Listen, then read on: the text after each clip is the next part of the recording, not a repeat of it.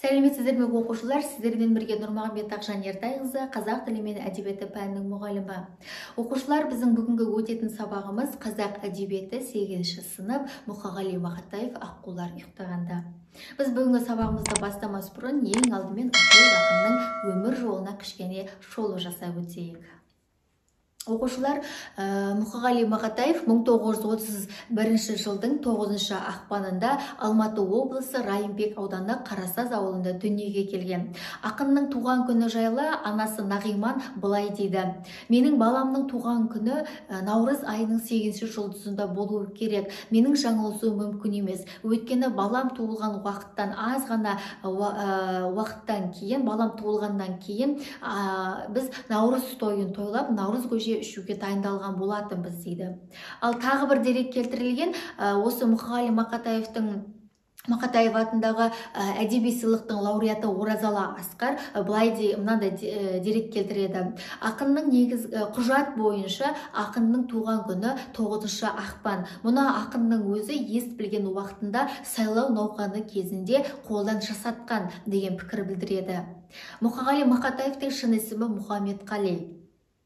Мұқағали Мақатаев өмірдің ащы тағдырын ерте тартады. Балалық шағы соғыспен қатар келгеннен кейін бұл өмірдің қиын тұстарына етене араласа бастайды. Бұл балалық шағы туралы Мұқағали Мақатаев "Неңдің саймын балалық шақ" деген өлеңінде суреттеп береді. Мұқағали Мақатаев үйінің тұңғыш ұлы болған. Өзінен кейін бір қыз, 3 ұл дүниеге келген. Қазақтың салт-дәстүрі бойынша үйдің үлкені ата-әжесінің қолында өсуі керек. Сол сияқты Мұқағали да әжесі Нағиманның қолында тәрбиеленген. Мұқағали 1948 жылы ауыл мектебінде білім алғаннан кейін сол ауылында, өзінің туған ауылында қызмет жасайды. Кейіннен 1962 жылы Алматы қаласына қоныс аударып, әдеби ортаға етене араласа бастайды. Кейін үлкен қызметтерде болды. Соның бірі мына Қазақ радиосына диктор қызметін атқарды. Одан кейін сол кездегі Социалист Қазақстан, қазіргі Егемен Қазақстан газетінде, одан кейін Мәдениет және тұрмыс газетінде, Жұлдыз газетінде қызметтер атқарды.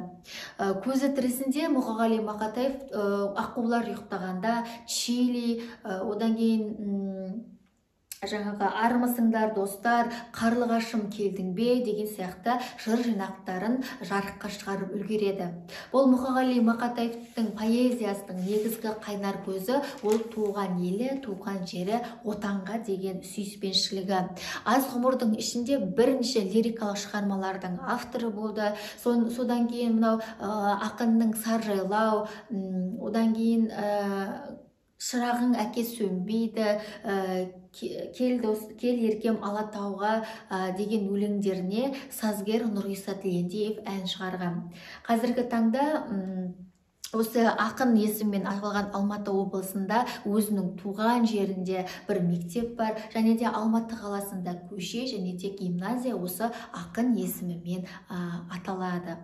Енді бұл Мұқағали шығармаларының ішіндегі ең шоқты биік бір тарау ол ақынның поэмалары. Ақынның поэмаларына кішкене бір ерекшеліктеріне шолу жасап өтейік.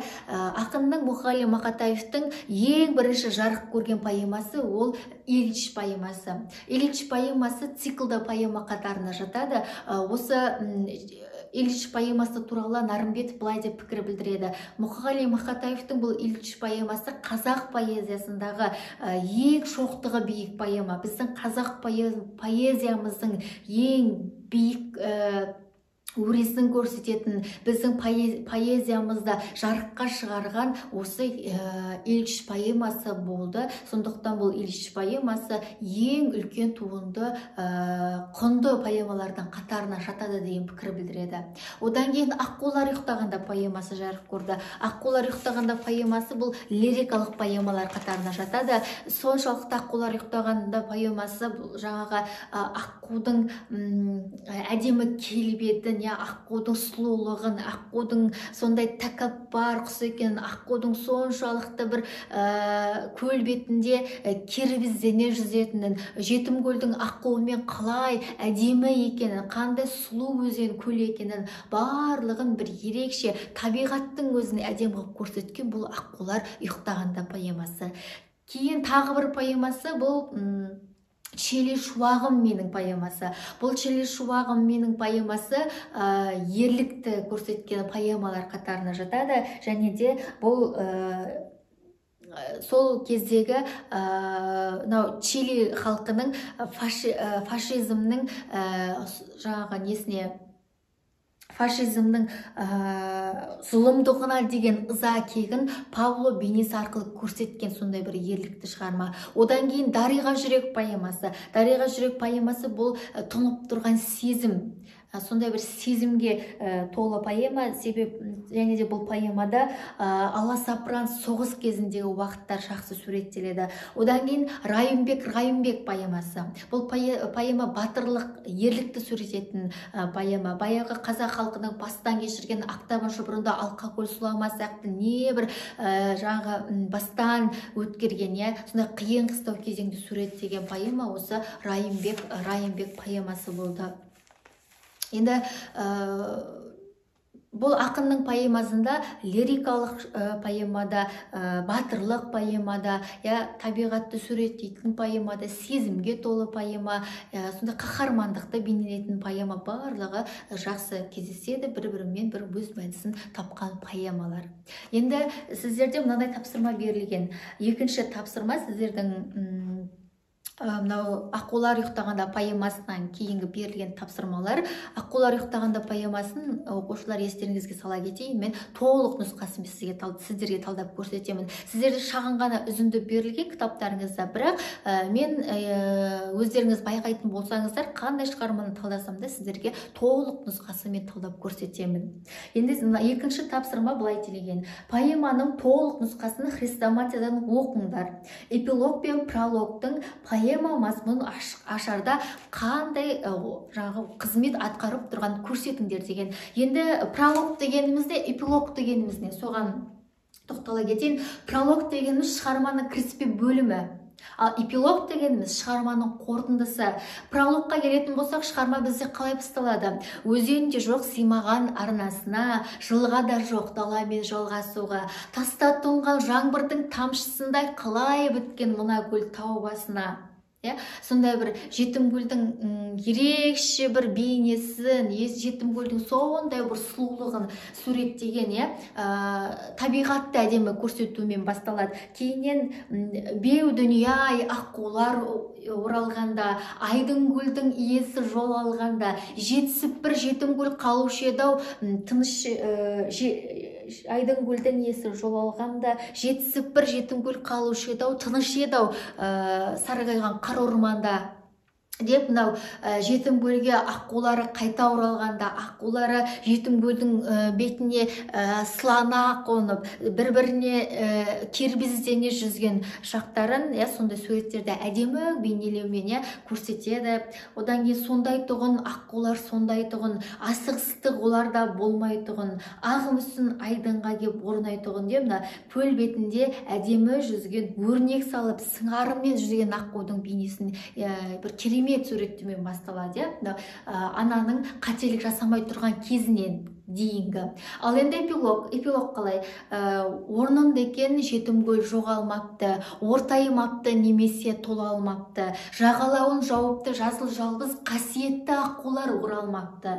Мынау ананың атқан оғынан шошынған аққулардың бір кеткеннен кейін келмегенін, жетім көлдің баяғы сұлулығы жоқтығын, жетім көлдің жағасында баяғы жайқалған ағаштар, шыршалар, жасыл шыршалар жоқ, жасыл жалбыздың басқандығын, жетім көл өзінің сұлулығынан айырылғандығын осы эпилог арқылы көрсетеді. Яғни прологта жетім көлдің сұлулығы көрсетілсе, ал эпилогта жетім көлдің бір аққуынсыз, сонда сүйкімсіз бейнесін көрсетеді. Естеріңізде болсын, пролог дегеніміз шығарманың кіріспе бөлімі, эпилог шығарманың қорытындысы. Келесі тапсырма сіздерде осы шығармадан кейіптеуді табыңдар деген. Мен сіздерге қазір бірнеше кейіптеуді жазайын. Кейіптеу дегеніміз не? Соны еске түсіріп алайық. Кейіптеу дегеніміз әртүрлі жануарларды, заттарды, құбылыстарды адам кейпіне салып, адамша қимылдату, адамша сөйлету, адамға ұқсату осы кейіптеу деп аталады. Жақсы, енді шығармада бірінші кейіптеу: қанша шырша өсекке құлады екен, жетім гүлге қараудан шаршамаған. Қараңыздар, қанша шырша өсті екен, құлады екен, жетім гүлге қараудан шаршамаған.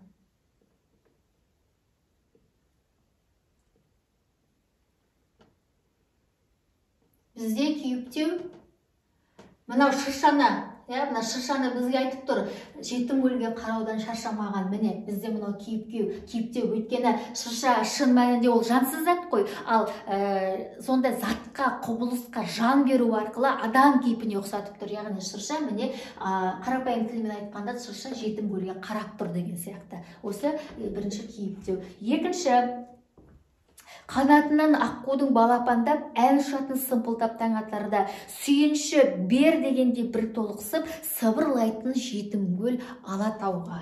Сүйінші бер дегенде бір толықсып,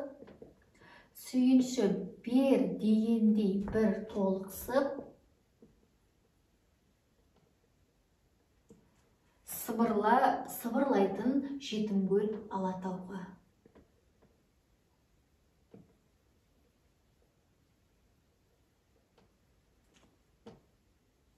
Міне, сыбырлайтын жетім гүл Алатауға бізде кейіптеу. Таң мен күннің арасы таянғанда, таудың басы алаумен боялғанда. Таудың басы алаумен боялғанда.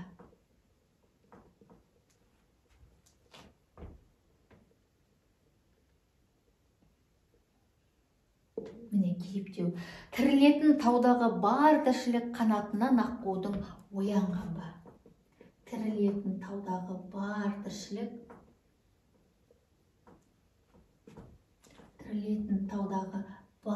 тіршілік, қанатынан аққудың оянған ба.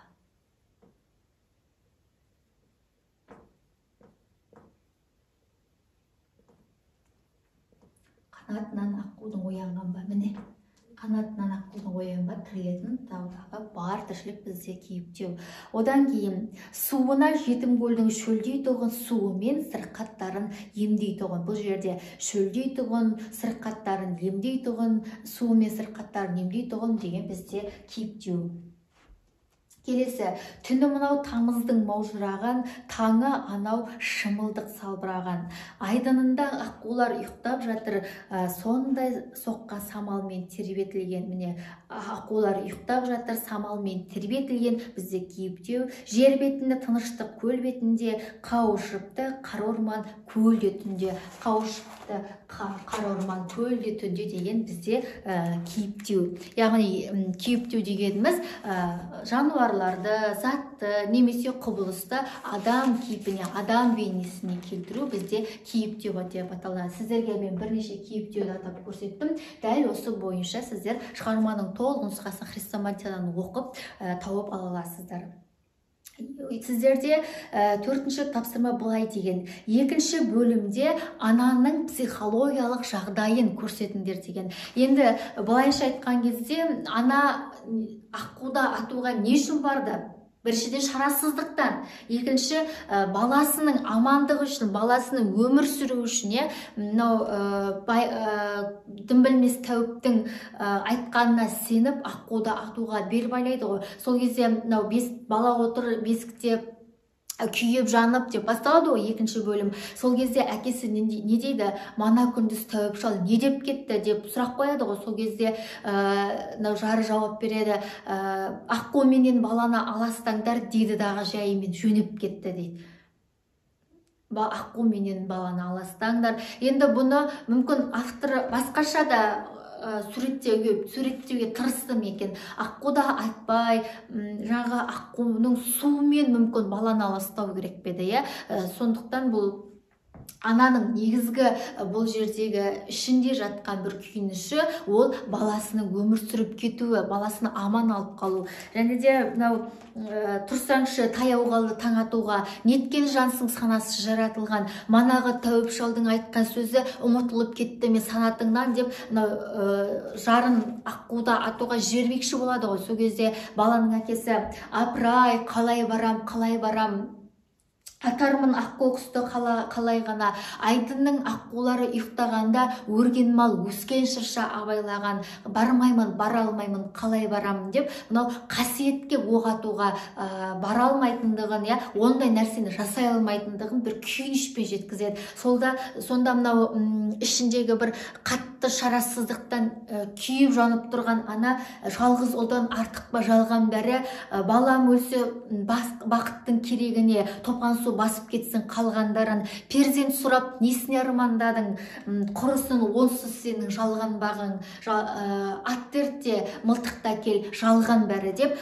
осы ері бармағаннан кейін баласының өмірі үшін атқа мініп шешесі өзі кетеді. Сонда анау жағаға келеді, ең бірінші аққуда ата салмайды. Айдын көлдің бетінде сұлуланып, сыңғарымен келбездене жүзген, сондай бір әдемілікті, махаббатты беріп тұрған аққулардың әдемілігіне сүйсініп бірінші көлдің жағасында отырады. Сонда ана іште бедейді ғой: сірә сорлы жоқ шығар менен өткен, құлынымның жанына неге кеткем, ошақ қасы отбасы көрмеппін ғой, дүние-ау сен осындай кереметпен деп, аққулардың ерекше әдемілігіне бірінші тамсанып отырады.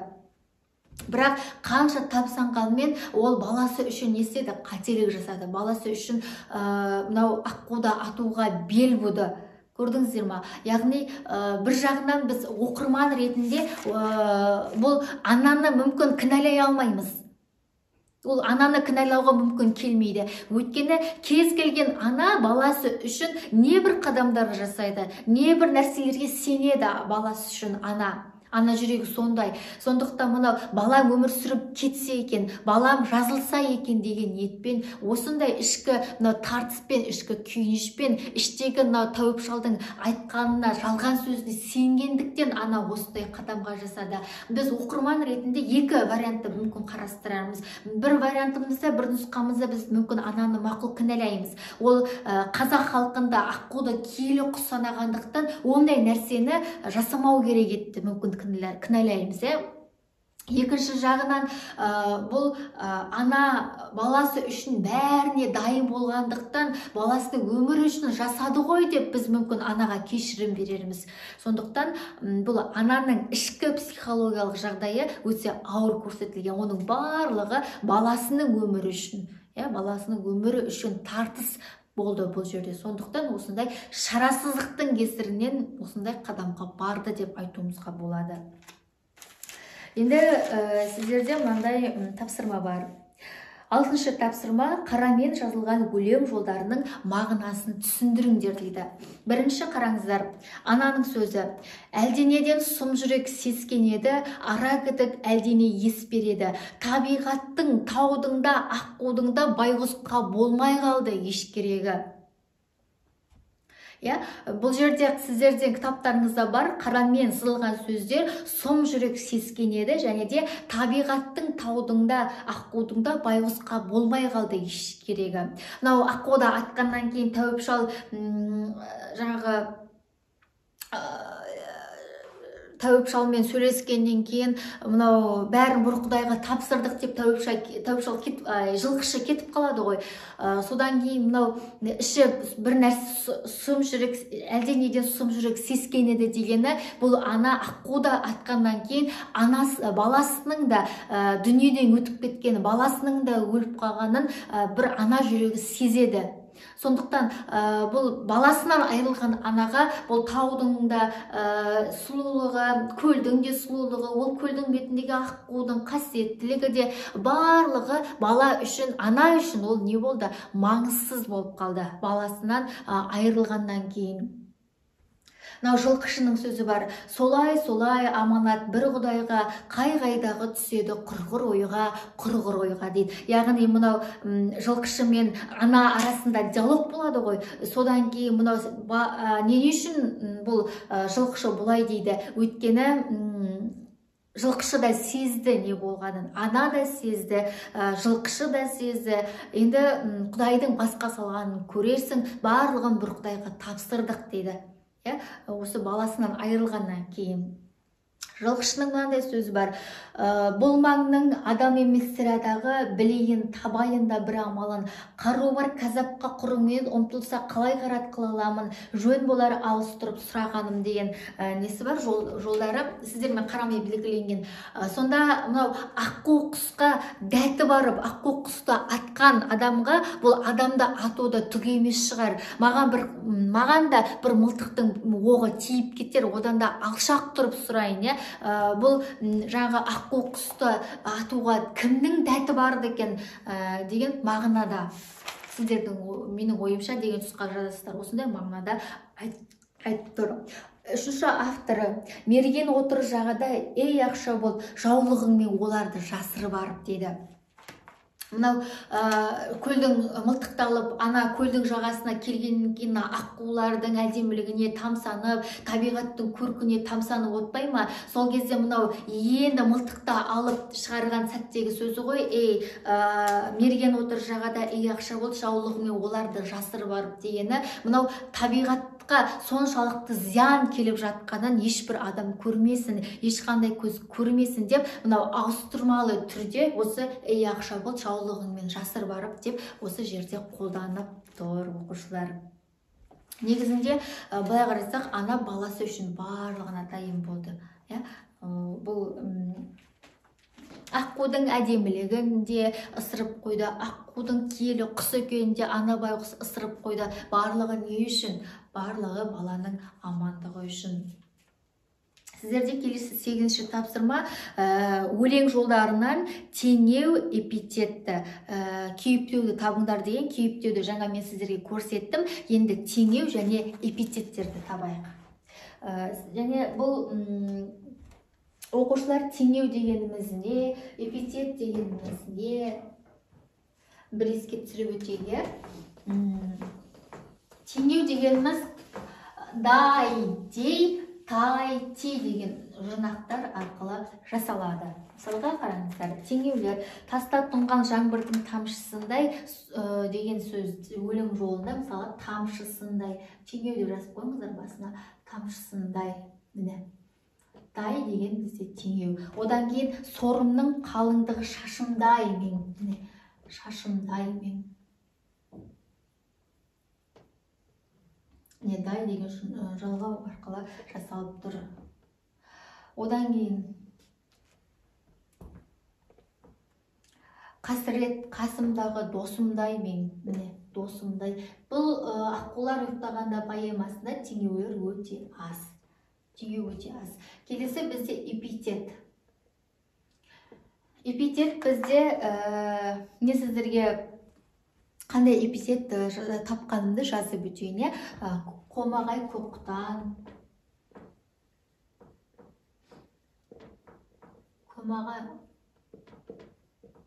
қомағай көктан, ақ мүсін,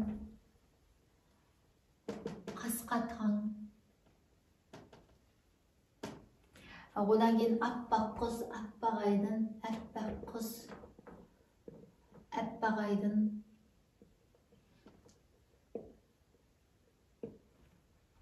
Аппақ нұр, аққу мойын, аппақ нұр, аққу мойын, аққу мойын, сүмбе қанат,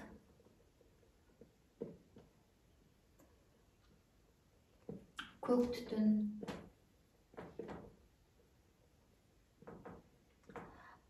тәкаппар құс,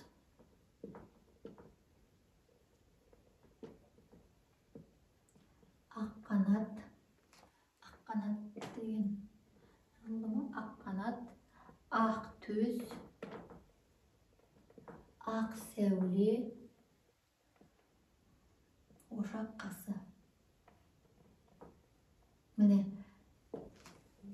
бізде эпитет, ал тамырсындай, шашымдай, досымдай деген бізде теңеулер. Жазып алсаңыздар болады. Және де келесі тапсырма сіздерде поэмадағы негізгі драмалық тартысты анықтап, оның поэманың идеясы мен пафосын анықтаңдар деген. Пафос дегеніміз оқушылар бұл құлшыныс, құштарлық, сезім деген мағынаны білдіреді. Ал идея дегеніміз негізгі ой. Бұл пафостың өзі бірнеше түрге бөлінеді. Бірінші ол қаһармандық, драмалық, лирикалық, сатиралық, сентименталды және де романтикалық деген түрлері бар. Енді қаһармандық деген пафос бұл өзінің аты да айтып тұр, қаһармандықты, ерлікті білдіретін, бейнелейтін пафостың бір түрі. Драмалық дегеніміз кейіпкерлерді ерекше қайғы қасіретке кейіпкерлерді ерекше қайғы қасірет арқылы көрсетеді. Лирикалық дегеніміз адамгершілік қатынастың болуы, күйзеліс, адамның күйзелісі суреттеледі. Одан кейін сатиралық пафос дегеніміз қоғамда болып жатқан нәрселердің барлығын келеке етіп, әжуа етіп көрсетуі. Одан кейін сентименталды деген жанашырлық сезімі, өзінен әлсіздерге көмек көрсету осы пафос арқылы бейнеленеді. Романтикалық деген бұл идеалға ұмтылған асқақ сезімдерге құрылады. Енді бірінші шығарманың идеясына соған тоқталайық. Жазып алсаңыздар болады. Шығарманың идеясы халқымыздың салт дәстүрін табиғатта аялау. Шығарманың идеясы халқымыздың салт дәстүрін табиғатта аялау. Ал енді шығармадағы пафостар. Бірінші драмалық пафос. Драмалық пафос дегенді айттым жаңа сіздерге, кейіпкерлерді ерекше қайғы қасіретте көрсету.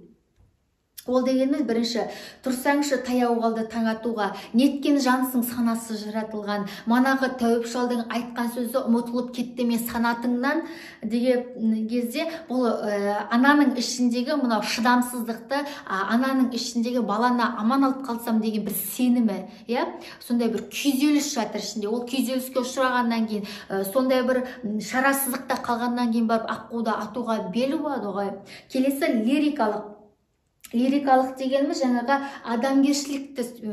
адамгершілікті бейнелейтін пафостың бір түрі. Ол деген апырай, қалай барам, атармын аққу-құсты қалай ғана, айдынның еркелері ұйықтағанда, өрген мал өскен шырша абайлаған деп, мынау ең бірінші бұл баланың әкесі аққулардың қасиетті екеніне тоқталады ғой, соны іште сезініп тұрады. Одан кейін мынау аққулар ұйықтағанда табиғаттың өзі кедергісін келтірмейтіндігін суреттейді. Драмалық пафос бар тағы да. Жалғыз ұлдан артық па жалған бәрі, балам өлсе бақыттың керегіне, тупан су басып кетсін қалғандарын. Перзент сұрап несіне армандадың, құрысын онсыз сенің жанған бағың. Мылтықты әкел, ат дертте жалған бәрі деп, мынау баласы сондай ауыр халде жатқандығына шыдай алмаған ананың қасиетті де аққуды да бір жерге ысырып, сондай бір қадам жасауға бейнеленді. Бұны драмалық пафос деп атаймыз. Одан кейін сентименталды пафос бар. Ай балам, болмады ғой, қасиет кетті көлден сорлады ғой, тәуіптің айтқанының бәр өтірік, атқамын қайта ауылға олжаны ғой. Содан кейін солай аманат бір құдайға, құрғыр қайдағы түседі құрғыр ойға деп, жаңағы сентименталды деген жанашырлық сезімді бейнелейтін пафос қой. Сонда жылқышы бірінші бұл әйелге, анаға бір аянышпен қарайды. Бұл жылқышы да мүмкін түсінді сол жерде, бұл бала үшін жасалған қадам екенін. Бірақ сонда да бұл жылқышы бұл анаға қатты айтып, қатты сөйлегенмен іштей анаға да, балаға да бір аяушылық сезімі бар. Аяушылық сезімі көрініп тұрады. Тағы да драмалық пафос бар. Әлек боп арпалысып сор қайғымен, жоқ ата жасамадым ондайды мен, жасымнан естігенім бардың еді, әйтеуір аққу артқан оңбайды деп, осы жерде де, осы өлең жолдарында да драмалық пафос көрінеді.